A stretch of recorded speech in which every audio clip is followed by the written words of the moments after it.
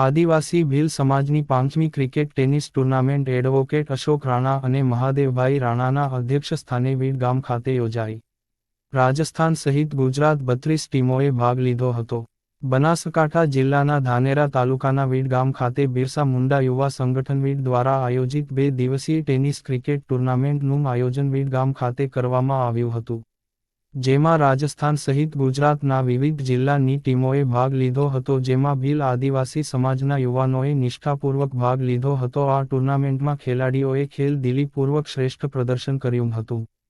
અંતે ફાઇનલમાં મેઘરજની ટીમ વિજેતા થઈ હતી અને ઉપવિજેતા તરીકે સામરવાડા ધાનેરાની ટીમ વિજેતા થઈ હતી. વિજેતા તેમજ ઉપવિજેતા બંને ટીમોને મહેમાનો દ્વારા ટ્રોફી મોમેન્ટો ઇનામ એનાયત કરવામાં આવ્યા હતા.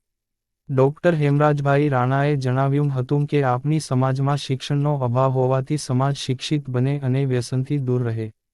ટુર્નામેન્ટમાં યુવાઓનો ઉત્સાહ વધારવા માટે મહેમાન તરીકે doctor Hemrajbhai Rana Gandhinagar, high court advocate Aartiben Bhil Ahmedabad, Siddharthbhai Bhil યુવા નેતા મહેસાણા, કરણભાઈ ભીલ વિસનગર, દીપક કુમાર ભીલ દિલ્હી, રમેશભાઈ એસ રાણા પ્રમુખ બનાસકાંઠા અખિલ ભારતીય આદિવાસી વિકાસ પરિષદ તેમજ વીડ ગામના આગેવાનો, વડીલો, યુવાનો અને મિત્રો મોટી સંખ્યામાં ઉપસ્થિત રહ્યા હતા.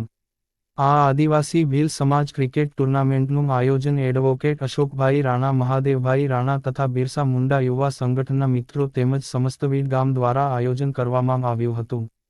Reporter Idris Memon, Banaskantha, KS news.